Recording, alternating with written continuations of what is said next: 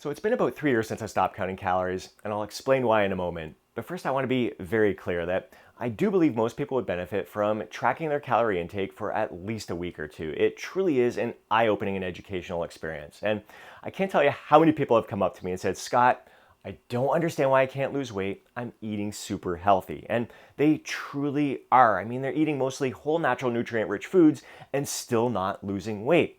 So when I get them to track their calorie intake for just 1 week, they have several aha moments. I'd say one of the more common ones is when they come to me amazed at how many calories are in just a small handful of cashews or almonds or walnuts or Brazilian nuts or anything for that matter there. They're like, holy smokes, there's that many calories in just this small little handful. I'm having 2, 3, sometimes 4 or more handfuls per day. No wonder I can't lose weight. Now, the biggest reason why they're consuming that amount of nuts there is that they think they're healthy for themselves. They're loaded with good, healthy fats and nutrients. So eating more of them has got to be good for them. So they're really not aware of, they're not even thinking about how many calories might be in there. It's just, this is good for me. I'm going to eat more of it. It's better than the alternative, me eating some of these highly processed foods that I was really in the habit of consuming. And then when it comes to their meals, again, mostly whole, natural, nutrient-rich foods. So they got loads of veggies in there, lean protein, some good, healthy, starchy carbs.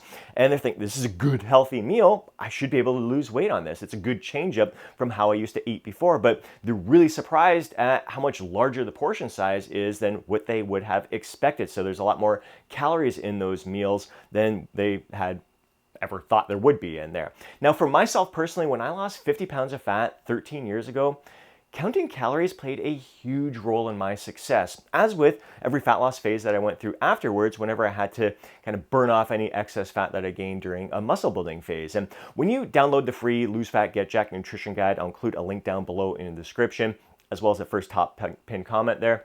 You're going to get access to 3 meal plans that I consumed or followed when I went through some of those fat loss phases. One was a 12-week fat loss phase where I lost just 18, almost 20 pounds there. Another one was a 4-week mini cut there. And another one is a 7-day meal plan that I just kind of repeated over again through the entire cutting phase there. So I hope you find value in just kind of seeing how I ate and how the similarities between the 3 diets there. I mean, the biggest similarity is the calorie intake. That's what matters, especially the calorie intake for the week instead of just the day there. But as well as how I kind of varied things in there. So I hope it really provides you with some valuable insight that you can kind of apply to your own nutrition, your own diet, kind of making it your own, building upon and improving upon your own natural eating tendencies.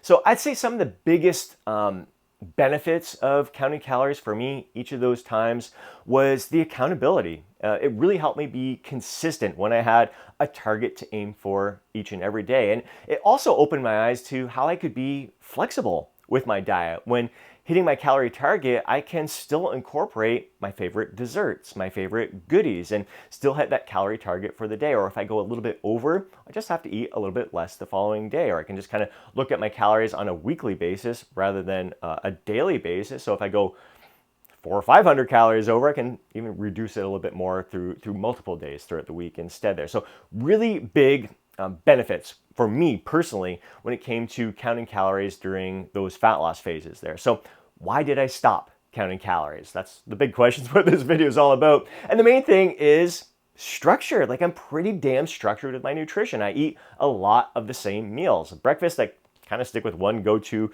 breakfast there. Sometimes I'll switch it up. So maybe 2 different breakfasts I'll rotate through. Second meal of the day, I got a little variety in there, maybe 2 to 3 different meals.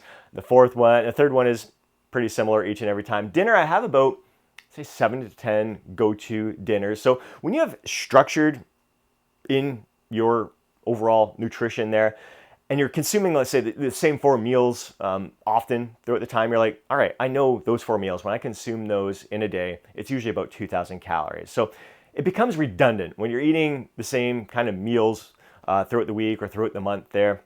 You no longer have to track the calories. You're well aware of when you consume those 4 meals, it's going to be a certain target for the day there. Plus, while I was counting calories, I really had a heightened sense of awareness to the portion sizes. So when you're tracking a meal, like let's say for instance, when I'm having the 4 eggs.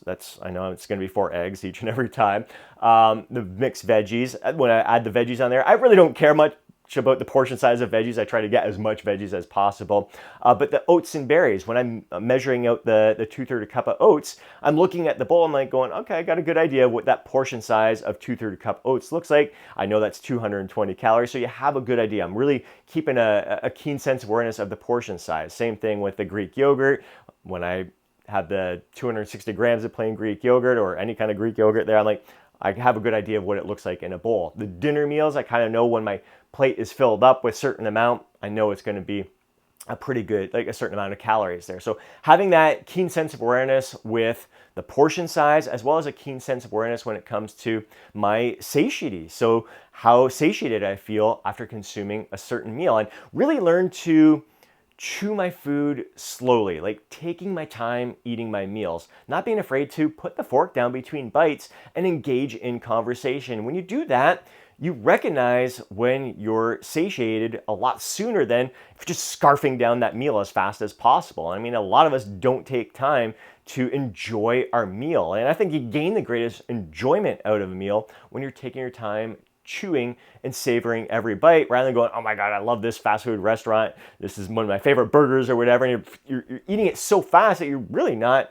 tasting it and enjoying it as much as you could. And a lot of times you're just on the go all the time, eating in the car and just like rushing between sporting events for our kids and all that kind of stuff. So really making sure that you take that time to chew your food slowly and savor every bite really helps you, again, become aware of how satiated you feel with the meals that you're consuming, and how, like, having that awareness with how each meal makes you feel, like, energetically. Do some meals make you feel sluggish? Do some meals give you energy for a little bit and then make you crash? Do some meals sustain your energy throughout the day, sustain your satisfaction longer as well? So you may eat one meal and you're like, okay, I'm satisfied after that meal, but then like an hour later you're hungry again. So just being aware of those things really helps. So the biggest takeaway that I want you to gain from this video is that I think calorie counting serves a great purpose initially.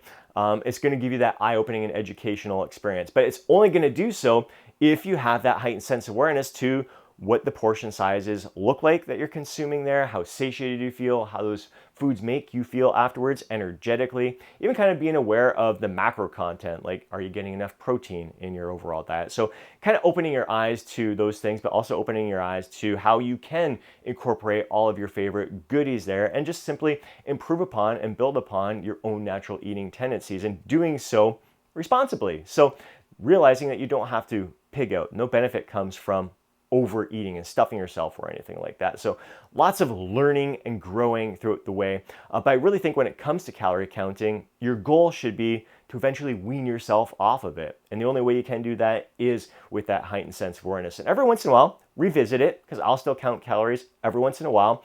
Just make sure my eyeballing skills are good. Or when I record a video to show you what a 2,000 calorie day of eating might look like there, or 2,500 calories or 1,500 calories. So I like to just kind of give you guys some ideas of this is when you're eating, again, either whole natural nutrient rich foods.